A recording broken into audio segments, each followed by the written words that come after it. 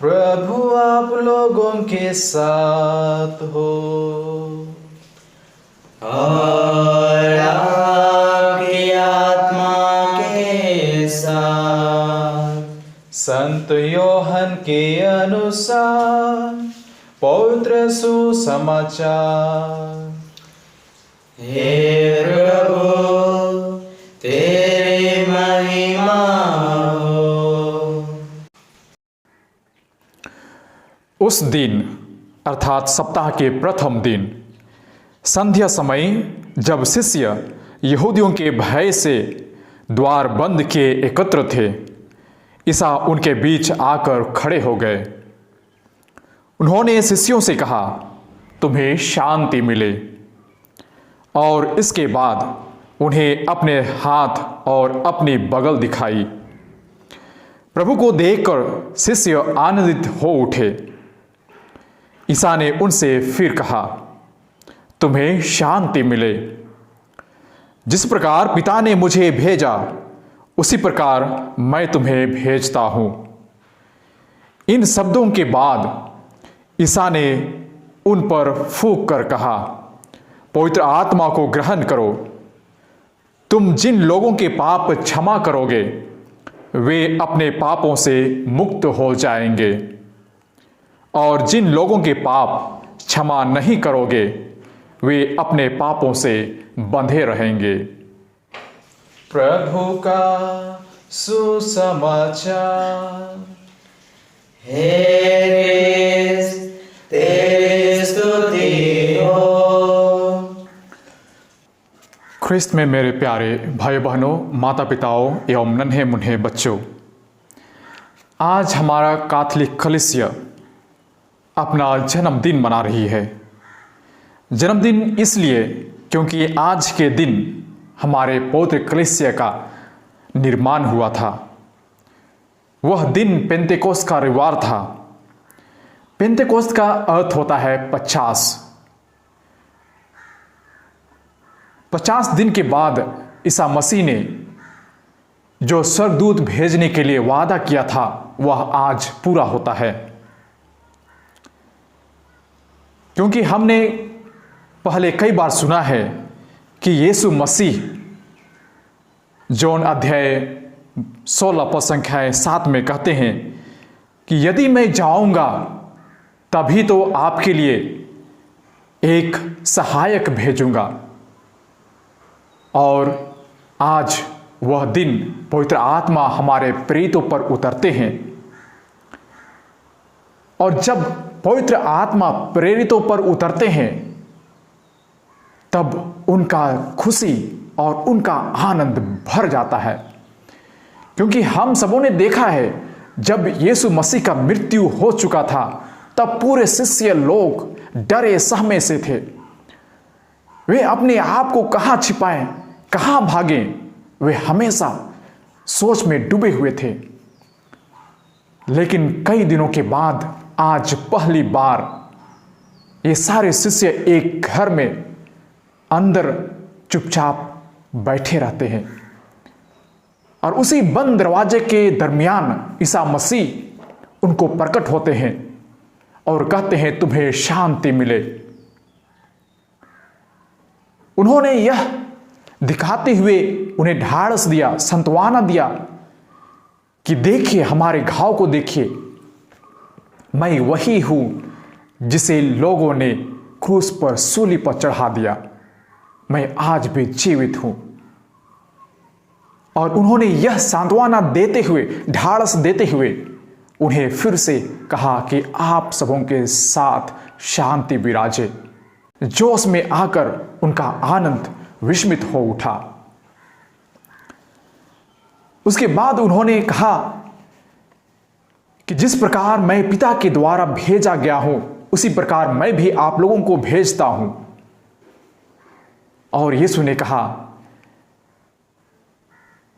कि मैं आप सबों को अधिकार देता हूं कि आप जिस मनुष्य को भी पाप क्षमा करेंगे वे पाप से मुक्त हो जाएंगे, और जिन व्यक्तियों को आप पाप क्षमा नहीं करेंगे वे पाप में बंधे रहेंगे। यही वह सुसमाचार है मेरे प्यारे भाइयों बहनों, जो हमारे कैथोलिक कलीसिया आज भी पाप स्वीकार संस्कार को मानती है और हम सबों को सिखाती है कि हम सभी लोग पाप स्वीकार करें और पुरोहित गण इस पाप से यीशु ख्रिस्त के नाम पर मुक्ति दिलाएं। इतना ही नहीं, उन्होंने पूरे अधिकार के साथ उन्हें भेजते हैं और वे पूरे खुशी और चैन के साथ पवित्र आत्मा भरने के बाद वे पूरे डर और भय उनका समाप्त हो जाता है और वह निडर होकर सुसमाचार का प्रचार करते हैं। उसी प्रकार प्रेरित चरित्र में हम पढ़ते हैं अध्याय 19 पद संख्याएं 2 में कि लोग सवाल करते हैं कि क्या सच में पवित्र आत्मा होता है, जैसे यहां पर लिखा है। एफेसुस के लोगों ने पौलुस से पूछते हैं कि हम कभी नहीं सुना कि पवित्र आत्मा होता है। मेरे प्रिय भाइयों बहनों, इसे समझाने के लिए मैं कुछ उदाहरण देना चाहता हूं।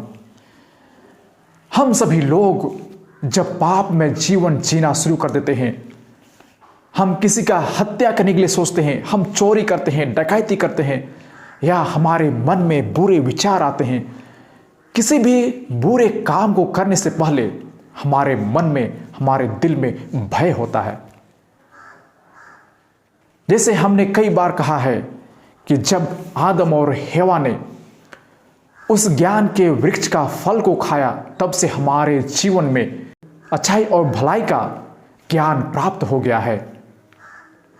तब से हम सभी लोग जानते हैं कि क्या अच्छा है और क्या बुरा है, और इसलिए आज हमारे मन में हमेशा बना रहता है कि यह जो मैं करने वाला हूं वो खराब है, वह अच्छा नहीं है। इसलिए हम 10 बार सोचते हैं कि क्या मैं सच में करूं या ना करूं। यदि हमारे जीवन में पवित्र आत्मा का रहस्य नहीं है, या तो हम अपने जीवन में पवित्र आत्मा को जगह नहीं देते हैं, तब हम नरक के जीवन या सैतानिक कार्यक्रमों में हम विलीन हो जाते हैं।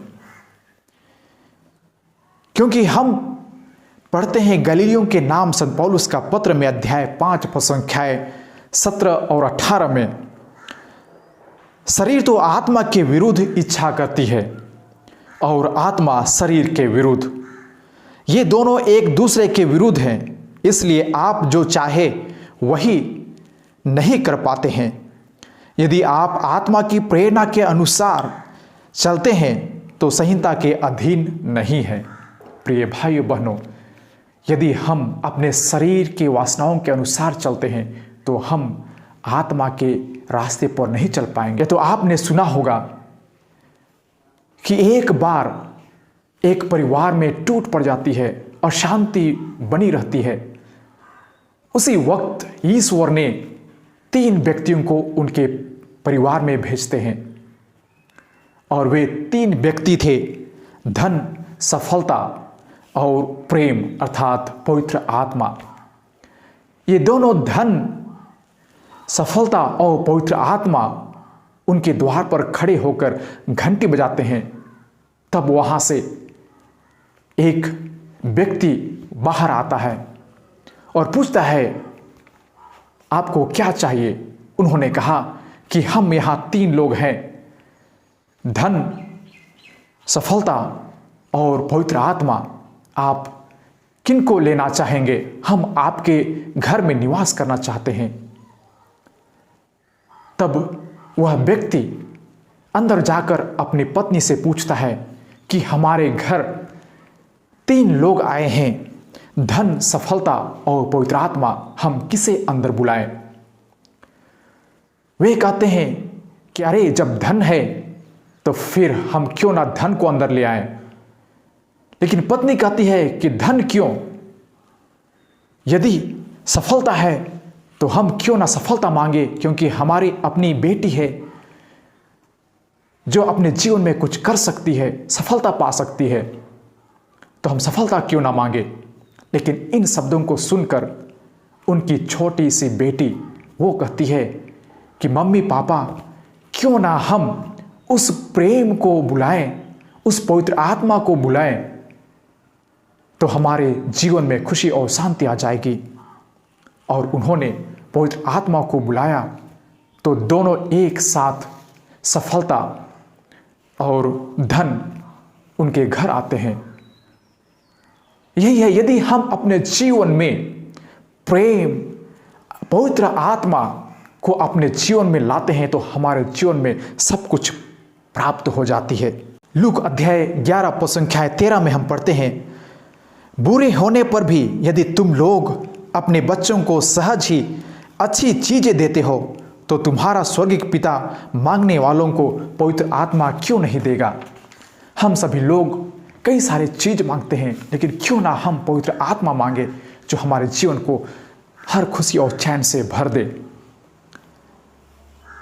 हमारे कैथोलिक कलीसिया हम सबों को बताती है कि हम सभी लोग पवित्र आत्मा का वरदान मांगे, और वह वरदान है जिसे हम अंग्रेजी में कहते हैं wisdom, understanding, council, fortitude, knowledge, पाइटी and fear of the Lord. कहने का तात्पर्य यह है कि बुद्धि, समझदारी, सलाह, धैर्य, ज्ञान, ईश्वरीय भक्ति और ईश्वर का डर। हम पवित्र आत्मा का वरदान मांगे तब हमारे जीवन में पवित्र आत्मा का फल भी मिलेगा, जिसे हम गलातियों के नाम संत पौलुस का पत्र में अध्याय 5 पद संख्या 22 में हम पढ़ते हैं कि पवित्र आत्मा का फल ये है प्रेम, आनंद, शांति, सहनशीलता, मिलनसारी, दयालुता, ईमानदारी, सौम्यता और संयम। यदि हम सभी लोग पिता परमेश्वर से पवित्र आत्मा का वरदान मांगेंगे तो हमारे बीच में भी वह पवित्र आत्मा का फल हमें प्राप्त होगा। यदि हमारे जीवन में इन दो चीजें हैं तो हमारे जीवन में कुछ भी असंभव नहीं है और ना हम दुख और कष्ट में अपना जीवन बिताएंगे। तो आइए हम सभी लोग इस पवित्र त्योहार में जो पवित्र आत्मा इनके शिष्यों में उतरते हैं और वे शिष्य लोग पूरे खुशी और चैन से भर जाते हैं और सुसमाचार का प्रचार बेधड़क निडर होकर खुलकर लोगों के सामने प्रचार प्रसार करते हैं। तो आइए हम सभी लोग भी अपने जीवन में खुशी और शांति पाएं, बिना डर और बिना भय का हम इस धरा पर रहें, ईश्वर के कार्यों को करें।